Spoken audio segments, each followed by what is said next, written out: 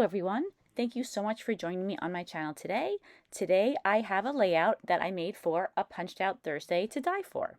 For this layout, I'm using a K & Company collection called Peppermint Twist that was designed by Brenda Wlaton. It's a very old collection. I've been using it a lot lately. And I used a stitch square die and I cut out all of these squares, and the squares measure about 2 3/8 inches. And I'm lining them up on my layout. This is going to be the background. I inked the edges of all the squares with some Distress Oxide in Mowed Lawn.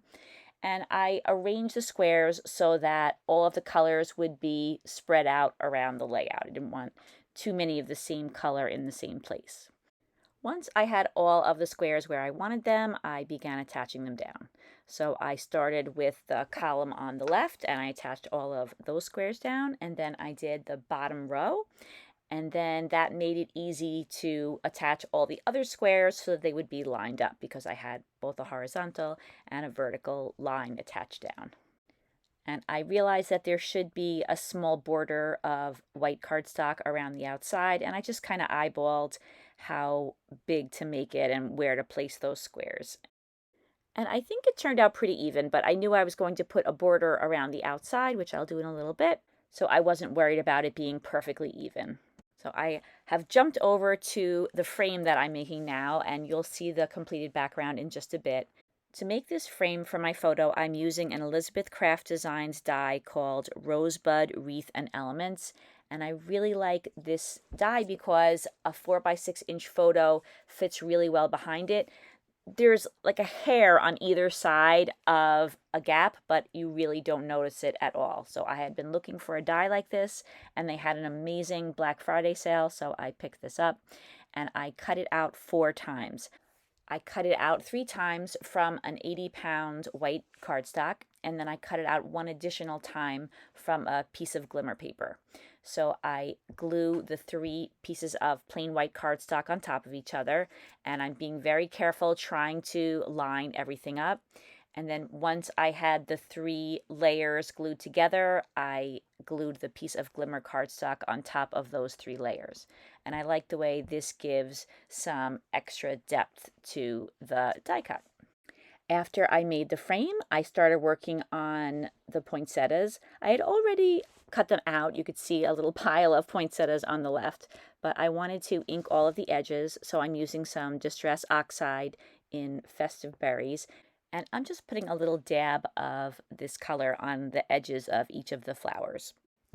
And to make all of these poinsettias, I am using a Spellbinders die set called Christmas Blooms. And I really love all of the little delicate and very small scaled flowers that are in this die set. I begin layering the flowers together. I'm going to use these poinsettias mainly to embellish the frame, but then I also make a few more later on to embellish the title, and then I use some smaller flowers to embellish other areas of the layout. For the largest flowers, I layer 3 different sizes together. And then for the next smallest size, I layer a medium and a small flower together. And then for some of the accent flowers, I just use those by themselves around the layout. And I use 2 of the smallest dies for those accent flowers. Once I finished layering the flowers, I began adding them to the frame, and I'm going to cluster the flowers together. I have 4 different clusters. I'm going to put a large flower in the center and then 2 of the medium flowers on either side of the larger flower. And I want the large poinsettia in the middle to sit on the top of the other 2 flowers, so I tuck those smaller flowers underneath the larger one. Now I have all of those poinsettias attached to the frame, and I want to add some pearls to the center. So for the largest flowers, I'm using a medium-sized pearl, and for all the rest of the flowers, I'm going to be adding the smallest size. And I'm adding some gel glue because even though these pearls are adhesive and the adhesive holds fairly well, I feel that because some of these pearls are so small, there's really not that much room for adhesive, so a little bit of glue can't hurt and hopefully will help the pearls stay attached to the page for the long run. This is the photo that I'm going to use, and I was thinking how I could cut it just the right size. So first I drew some pen marks going around the outside of the frame, and then I used a circle cutter and I cut out the photo, but it was still a little bit too big. And then I remembered that I had the circle that was cut from the center of the frame, and I used that as a guide, and that worked out well. I just cut the photo a little bit bigger all around the circle, and now I'm gluing the photo down to the frame. I used a Fiskars border punch, and I used the glimmer paper that I used for the top of the frame, and I cut out a border for each side of the layout. I attached down 2 of the borders without cutting any of the edges, and then for the other 2 strips, I cut each of the corners on what I felt was about a 45-degree angle, and then I layer those over the strips that are already attached down to the layout. And this creates a frame. I'm not really worried about the angles being perfect because I know I'm going to put some type of embellishment in each of the corners. Using some scraps of paper, I cut out a number of 1/2-inch squares. I didn't have a punch this small, so I just cut paper into 1/2-inch strips and then cut it again into 1/2-inch increments. And then when I had little scraps of paper that were too small to use a rotary cutter, I just used another one of the squares as a template. I inked the edges of all the squares with some Distress Oxide, again in Mowed Lawn.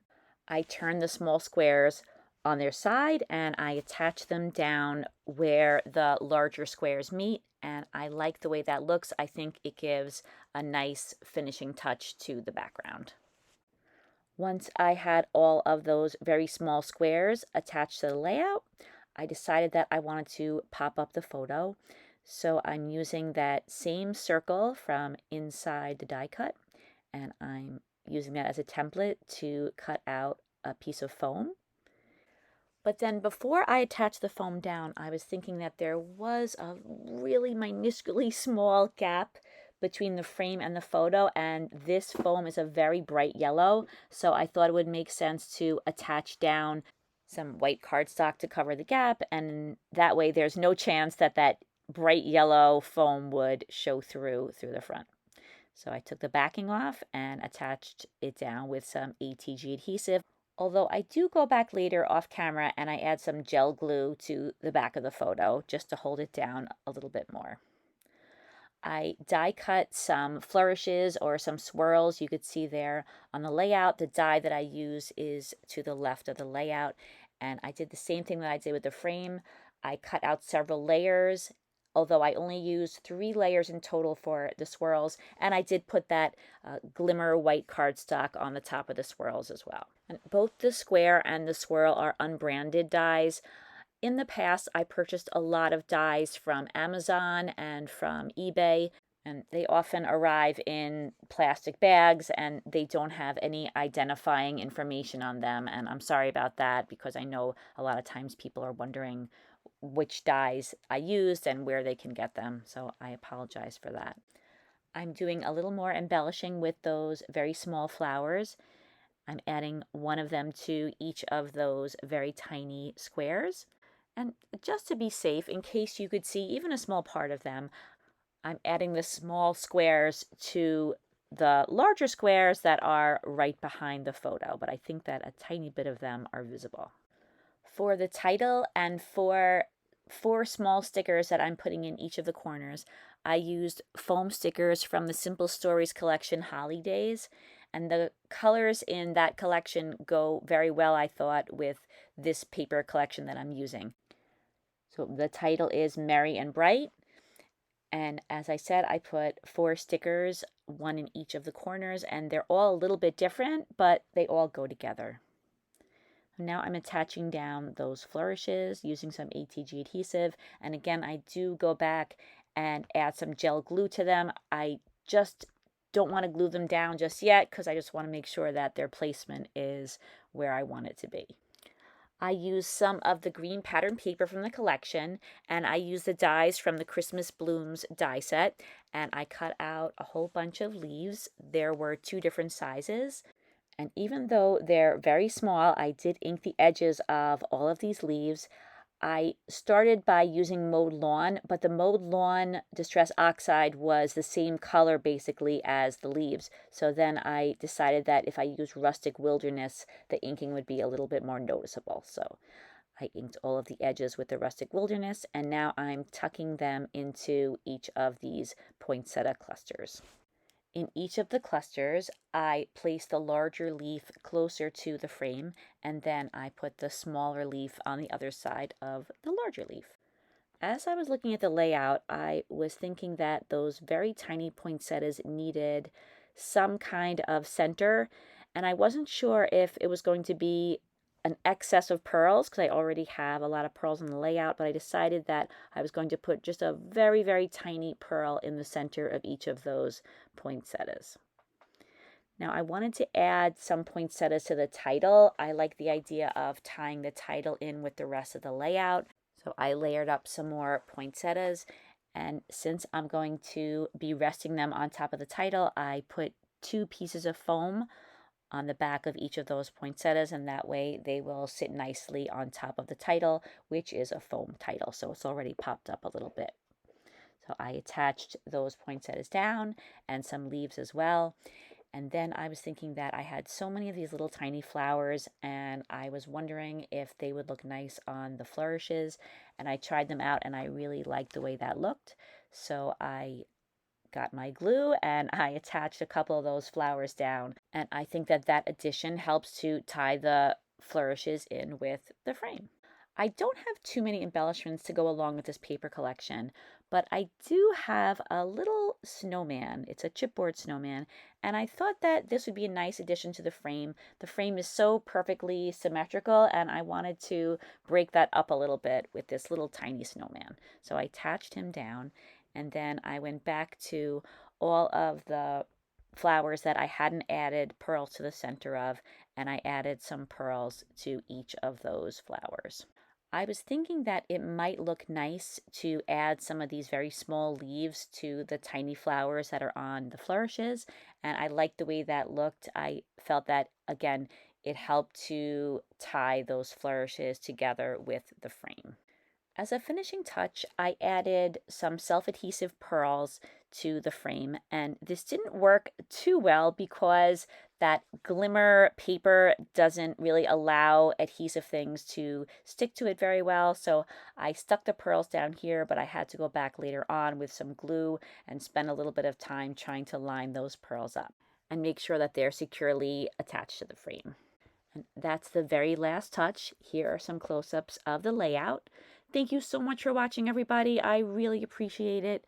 Please take a look in the description box. You'll find links to the channels of Sonia, Dorothy, Kathy, and Ronnie Sue, who are also creating videos for A Punched Out Thursday to Die For. I hope that everybody has a fantastic day. I hope you're having a wonderful holiday season, and I'll see you again next Thursday for another Punched Out Thursday to Die For. Take care, everybody. Bye-bye.